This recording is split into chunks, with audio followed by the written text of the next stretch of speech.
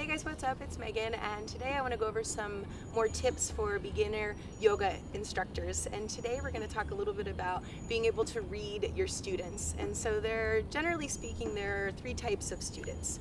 You typically have the type that fall into the category of the scientists and the engineers. You then have the athletes, and then you have the mystics and the poets, right? So it's really important to be able to kind of look out into your classroom and just, see who's attending, or even as they walk into the door. If you're planning to teach a very kind of mystical, mythical, very feminine, flowery kind of class, and you get a whole room full of, let's say, basketball players, all right? They're probably not gonna dig that so much. And it may turn them off, and it may prevent them from coming back to your class or from even coming to yoga again, for that matter.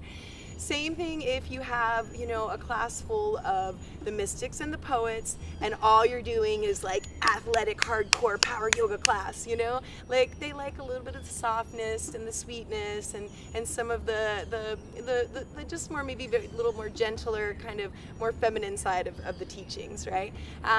Then of course you have the folks that fit into that kind of scientist engineer category, and it's good to kind of look out and be able to read those people too, because they love classes that are all alignment based. You start teaching a class that goes into how everything lines up, it's very structured, it's very scientific, and they eat it up and they'll come back every time.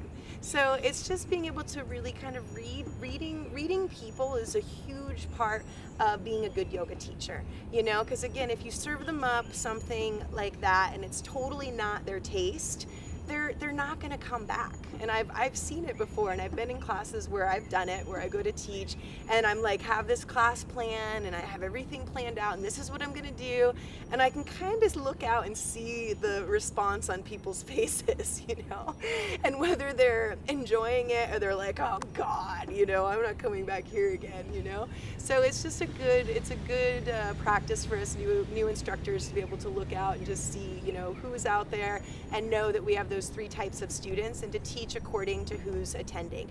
And the other part is having a nice blend of the three. And that's really how I teach, is I want to have the science, I want to have the alignment and the structure. I want it to be a very athletic practice that's going to challenge people, but then I also want to have a little bit of the mysticism and the poetry, so that everybody, every taste is covered. So again, we've got some more tips coming for you guys, so check them out, and thank you so much for subscribing. If you haven't, do so. Ciao.